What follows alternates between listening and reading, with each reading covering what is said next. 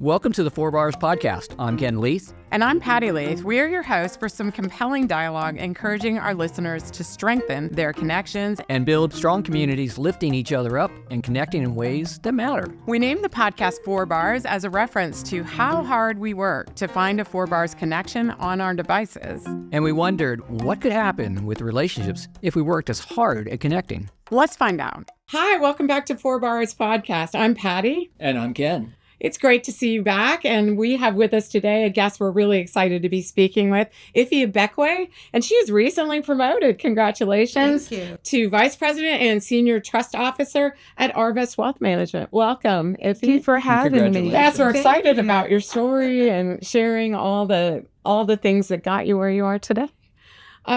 So just tell us about yourself. What can you tell us about Iffy? Whenever I get the question, I always feel like saying, well, I was born on a Sunday night. It's like, how granular. I'm a talker. Yeah, well, I am an artist. I love to paint, which is probably an unexpected way to start this. I'm married, a mom of 4. I'm a lawyer. I also work in banking. And so it's very hard for me to even tell you where I'm from because I've lived all over the world, and Bentonville is just my latest stop on my journey, I feel. Yes. Well, we're excited to have you here in Bentonville, and I know Arvest is very excited to have you. So what got you on your journey? How did you end up here? Tell us a little bit about the journey. On my personal journey, on my professional journey? Both, really. Mm-hmm. I think I'm one of those people that really loves to plan, right? So for most of my childhood, thought I was going to become a neonatologist. My dad was a pediatric radiologist, and so I was a doctor's kid. I spent a lot of time in hospitals, and I kind of didn't know what other people's parents really did. And my mom stayed at home, but she was also a teacher for part of my childhood. And so I just thought, well, I'll just go do what he does. And so that was the plan. I was going to become a doctor. And I went to school at the University of Texas in Austin, and my sophomore year was 9/11. And I remember waking up and watching the second tower come down and realizing that I did not want to be a doctor if the world was ending. And so I needed a new plan. But it was going to be very hard to tell my parents that, because any kid that tells their parents they want to be a doctor, it's like, continue. Especially like being an immigrant like me. It's like, absolutely. That's why we moved here. And so my brother, when I was very nervous about changing my course of study, said, hey, you like to argue. Why don't you become a judge? And I said, oh, what does it take? We did have the internet back then. What does it take to be a judge? Oh, judges are lawyers. Who knew? And so I decided then to become a lawyer. And my plan was to go into education because my mom was a teacher. And I'm like, oh, teachers, law, I'll help the schools. And that's what I ended up doing. And my life has just been a series of what's available and taking a step in that direction. Subsequently, I ended up opening up my own estate planning practice in Austin. And I did that for almost 5 years. And the end of that was moving here to Bentonville during the pandemic and wanting to shut that all down and really simplify my life. And then I started getting recruited by banks. And so professionally, I followed the path that is the next yes, right? And personally, I'm very curious and open to a new plan because my plan is always changing, but I'm okay with a changing plan because it keeps things fresh and exciting. So I would say that I'm a planner, but I hold it very loosely. Okay. Very cool. Very cool. And did you envision where you are for yourself at the beginning? No, absolutely. I never thought I would live in Arkansas because I've lived in really fancy places, right? Not that Bentonville or Northwest Arkansas is not fancy now, but Arkansas doesn't necessarily have that same ring. I've lived in Dubai. I lived in Doha for my childhood. I was born in Nigeria, grew up in Houston, lived in Austin for 21 years before moving here. So if you ask me, and I get to say all these cool places in the world that I've lived, if Arkansas was on the list and that I'd be working for a bank here, I'd be like, how? Yeah. And what happened? Yeah. And what went wrong? And it's actually furthest from the truth because it just happened in a way that makes perfect sense on this end of it. But if you had told me on the other end that I'd be here, I'd have 4 kids and we'd be living in Arkansas, I'd say, Yeah. for what reason, And so I could not have planned it. I have to say the most impressive part of what you were sharing at the beginning of all the things that you do is 4 children and this great career. How do you balance that? I have a really awesome husband and he is my partner in crime, and we have to like band together because they are really starting to get really, they're really starting to get their feet underneath them. Like, for example, last night they put on a presentation on why they need a dog. I feel like I did that a couple of years ago. Yeah. And it was good. It was good. Legit, it's like You want to reward that. logical. I mean, if they would follow through with what they say they would follow through with, I'd be like, tomorrow, let's go get a puppy. Well, maybe a dog.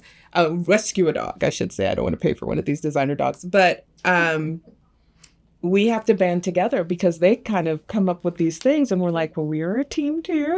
Let's get a unified message. But that's how it is with how we manage our family. It's unified. We divide and conquer a lot because 4 kids have to be in 4 different places. And we also have to keep an open line of communication, share the workload in the home. And then he works and I work. And it's just a very open and communicative relationship. Yeah. And thank goodness I married someone modern, because otherwise there's people say, how do you do it? I said, with my husband. Like, that's the only way it's possible. Yeah. So for sure. Yeah, especially with 4 children in the world we live in today, they're so diverse in what their activities are. Oh my and they gosh. seem to be fully invested in whatever, because you have to almost. They're like people Yes. with interests. And so it's not like I can say, just stay in that corner and read your book. They're like, well, I'm very interested in blah, blah, blah. You're like, well, let's go explore that some more. And it just takes you to all kinds of places when your kids are curious. So I will say now the audience now is witness to the fact that if they do what they said they would do, there will be a dog in your family in the future. Right. But the things that they said they would do, I do not believe they will do them. So that's their next influence challenge with you, is to convince you I that need they them- will in fact do these things. I need them to take care of themselves and remember to brush teeth daily versus like taking care of an animal and doing all the daily tasks. I'm like, you need to manage your own daily tasks before we can add more daily tasks. And find out which one of them wants to brush the dog's teeth.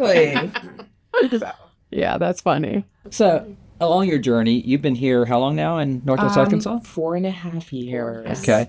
And you came at a cusp of accelerated change here. Yes. What's different and how has that impacted your vision of Arkansas? Because I came from Washington, D.C. here now 18 years ago. I can't imagine. And it was a big change 18 years ago coming here. And then I got here and over a period of time, it's just where I started to fall in love and notice that Northwest Arkansas had people from all over the world. Yeah. So I would tell people back east, it's like a little tiny sliver of Washington, D.C., which I sometimes would get a little bit of laughter about. But now it's become one of the most incredible places where people want to come from all over and live and experience the life here. I would say that when we visited, my best friend moved here and said, come visit us. We're in a house in downtown. There's a pool at the house. And mind you, I was in Austin, full lockdown. Parks were closed. I had a newborn baby and 3 kids that were, I think at that time, 6 and under. Mm-hmm. So it was just like daycare. I'm running a law firm. My husband's working as well. We're all working out of our house in Austin. And so that just sounded like, we're going to do it. We're going to get on the road and go. And so we did that. We rented a house and came here. And I thought, what is this little magical place? And I love a show called Gilmore Girls. Yes. And the square was just like Stars Hollow. I said, we're in Stars Hollow, and I kept saying, this place is so nice. And it was July, but it was very mild. So the weather lied to us. I thought, oh my gosh, we're really in a mountain town, right? It was just a random week where it was cool. And so when we came here, I started noticing so much was going on. So when we went back to Austin, we sold our house and moved here, which was in no other part of my life would I have ever, mind you, I was in Austin for 21 years. I am not a mover in that way. Like I started moving a lot when I was little because of my parents, and then I'm pretty settled. I don't move around. Even with work, I'm not a mover. I'm sort of one of those old school employees. And so just seeing what was happening here, because we weren't here at the beginning 18 years ago when you came in, it was like, I'm sure some of this where we're sitting was probably pasture land. Yeah, probably. So. Yeah. I don't think it was developed at No. all.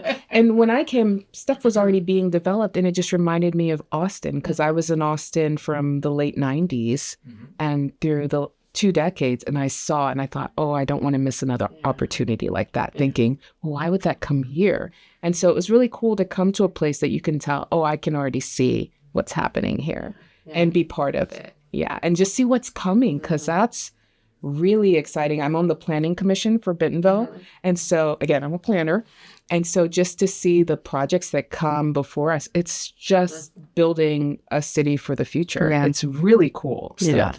Yeah. I love being part of that. That is awesome. And we love being part of that. We're not in the planning side of it, but we're in the it's benefiting us side of it. So. Yeah, the excitement of people.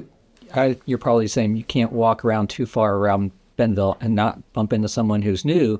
But next thing you know, there's a conversation going on, because there's a lot of questions they have to ask about. Sometimes you get a question like, is this real? For example.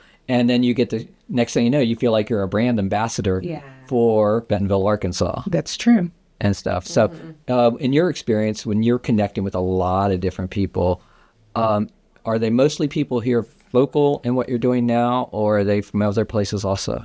I think it runs the gamut. I get to meet, I think at Arvest, I get to meet a lot of local people at the bank and my day job.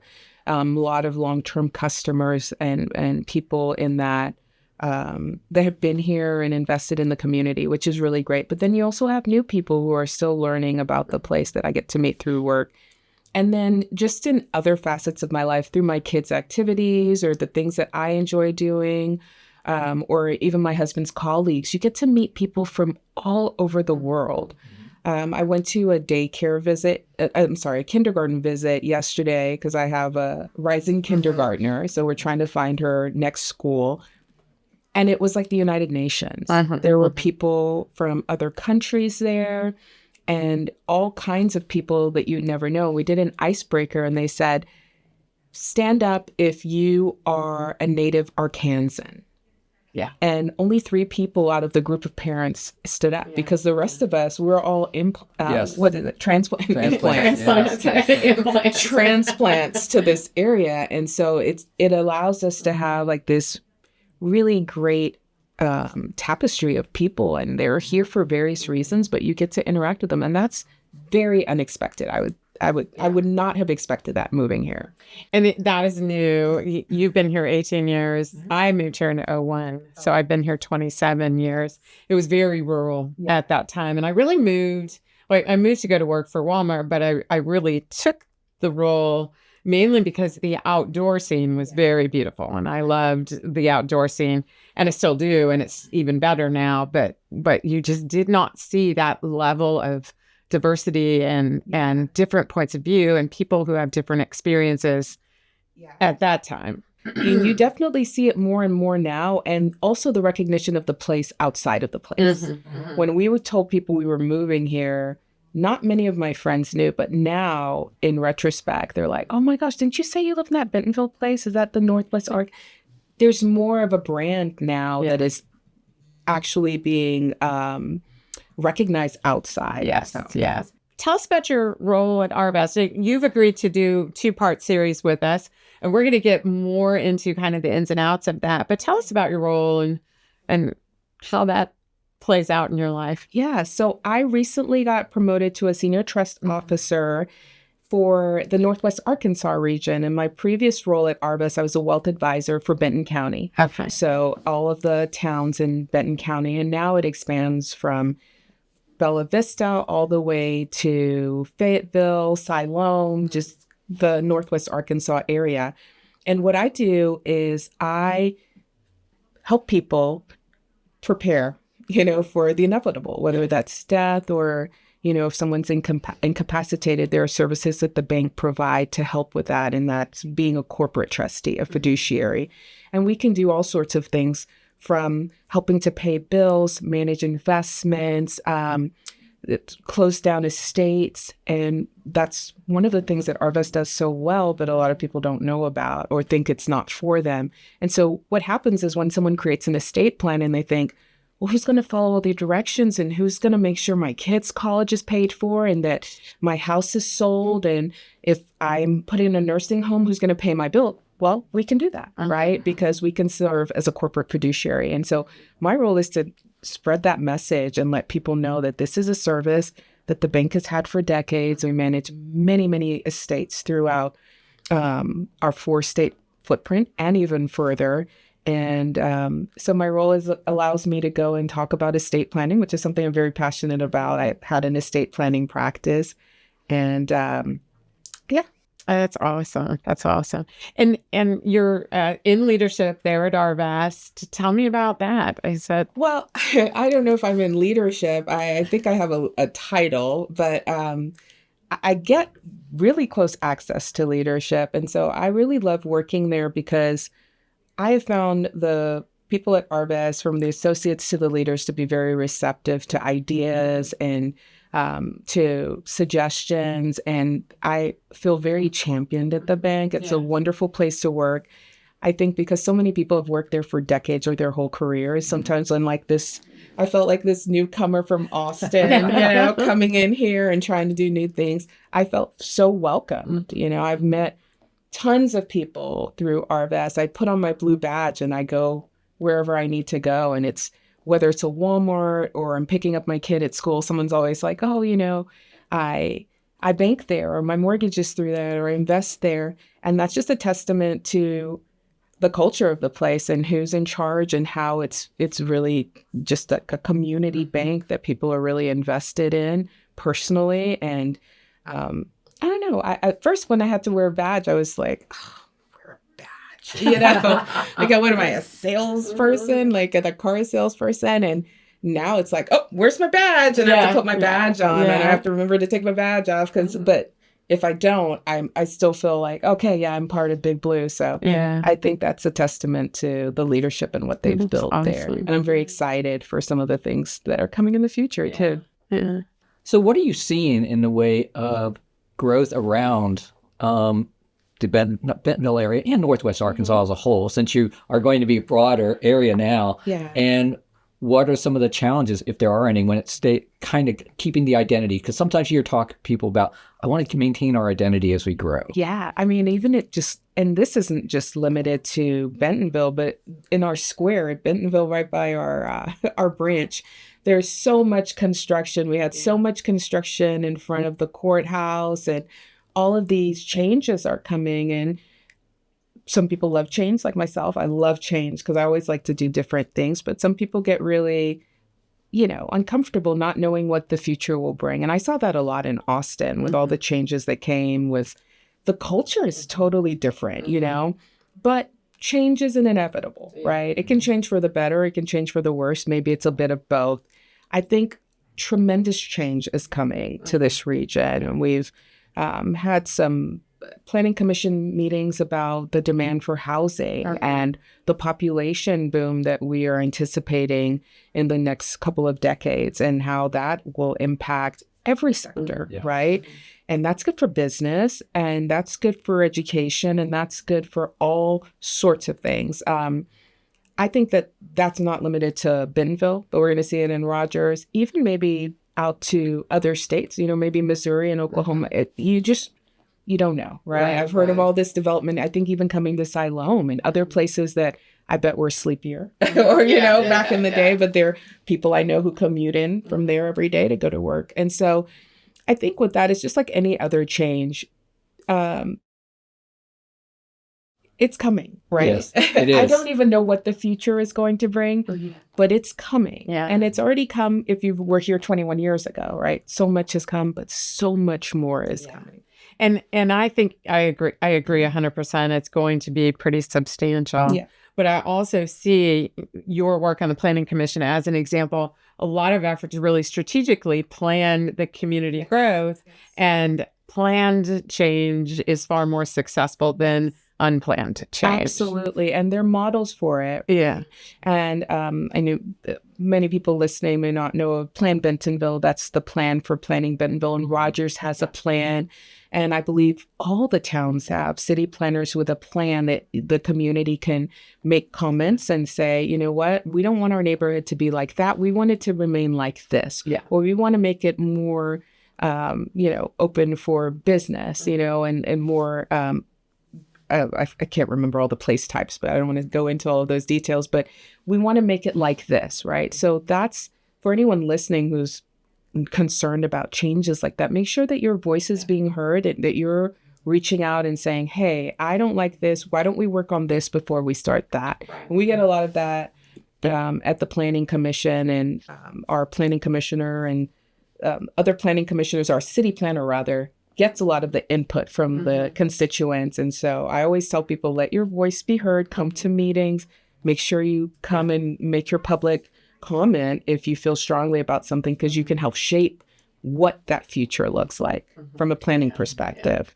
which is powerful, I think, because it's not done in a vacuum. It really is being done intentionally, wanting to hear from people. And collaboratively. Right? That's a big part of community growth is maintaining, not only encouraging that, but also creating space for that. Yes. And opportunity to share that.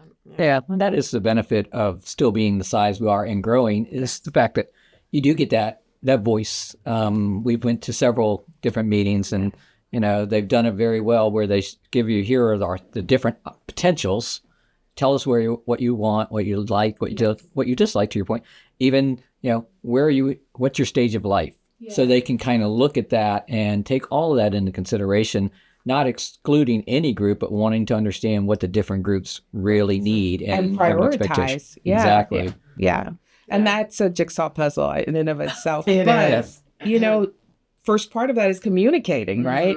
That this is a possibility, but you may have a different idea, and this person may have a different idea, and trying to see how you can fit that together so it works. Yeah. While considering the future. Right. Yes. Right. All in maintaining the fabric of the community, which is the identity a bit of any small town. And we all have our identities. And even though Bentonville and Rogers, for people who aren't here, are very close by each other, they have different identities within it. Similarities, yes, but different identities. That was one thing I learned when I moved here, is that being from Bentonville was not the same. Well, I have to say Bentonville because I used to say Bentonville, and apparently that was a gift. That's how they're like, oh, we know she's not from here. It's different from being from Bella Vista or Rogers or being from Springdale. Like, it's very much these little fiefdoms where they have their own personality and way of being, and it's so cool, because now it's being globbed together in Northwest Arkansas, but it's still quite distinct. It's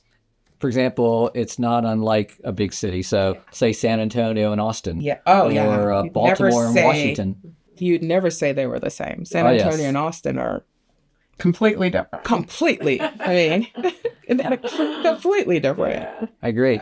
I think as a move forward, one of the things we want to help try to do within the region is just help to bring people together with the community.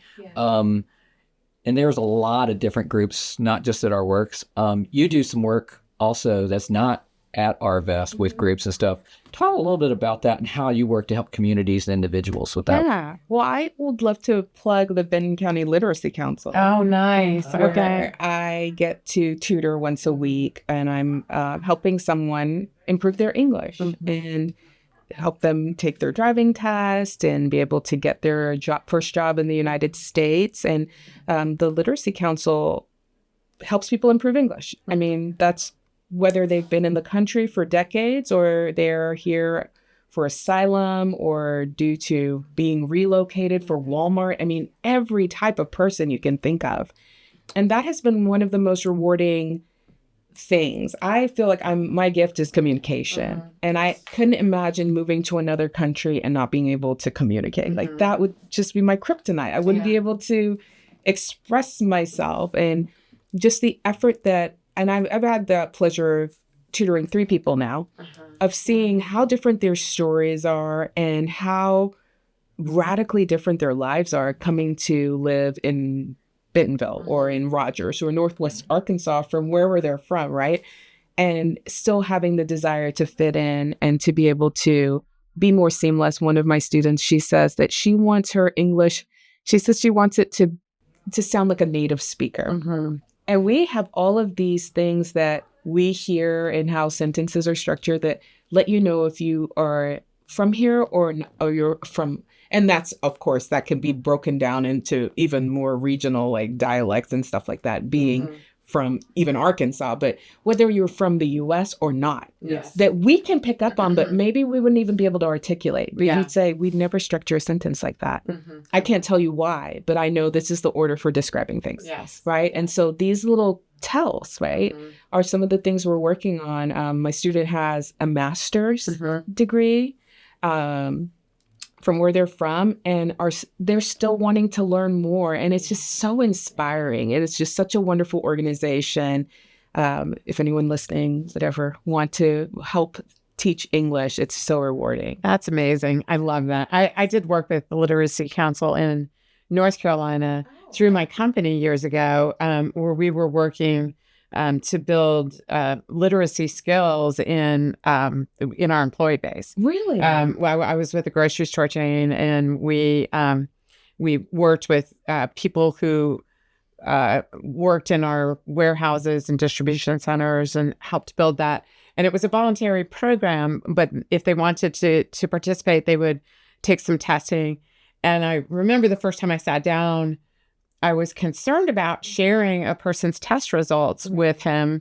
And what I found was a great relief that someone else knew who could help them change how they communicate. Yes. And it was so amazingly rewarding. Probably one of the best things I've ever done. Include people in a community. If you feel like you can participate or contribute or just communicate, literally order the coffee. Right. Without, and help your kids. Yeah. Like that was one guy got tearful just saying, I'm going to be able to help my kids with math. And it's hard, but it's doable. Yeah. Right. It's just, if you just put yourself in their shoes and put yourself in their country or in their situation, we help Americans who have low literacy as well. So it's not this assumption that it's just outsiders or people who are not American citizens, but even here, there are people who have never learned how to read. Yeah. So, Well, we will put some information on the website for Four Bars about the Literacy Council, so I'll reach out to you. Okay. What can you tell our viewers as we wrap up this first session about becoming involved in the community and how they might do that? I'll give the example for the Literacy Council, rather. I would drive by the water tower in Bentonville because it's right by the branch where I work at Arvest, and I would just see the Literacy Council. What happens there? And I drove by that building for at least 3 years wanting to know more about them. And I know that's a long time, but remember, this is COVID time. Yes. And so one day I decided to Google them and see what they did and what it would take to do something with them. So I think the first step is just curiosity. I'm an avid reader. I love communication. I love my kids reading. I feel like it opens your mind to so many possibilities. You can travel without having to get on a plane by reading a book, right? And so I feel like that the gift of literacy is just such a wonderful thing. And so I just sent an email. And so for anyone listening who wants to become more involved in the community, what is piquing your interest? When you see something, what's that thing? Is it art?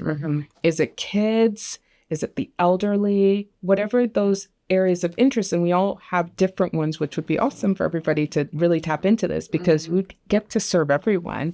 Another one for me is financial literacy. Yes. I love participating at Blake Street House and hosting a book club where we just talk about all things money. Yeah. And it's one way to just build community. It's a very low barrier of conversation, but it's impactful and life-changing for some people. And I've been attending that for several months now, and it really has been.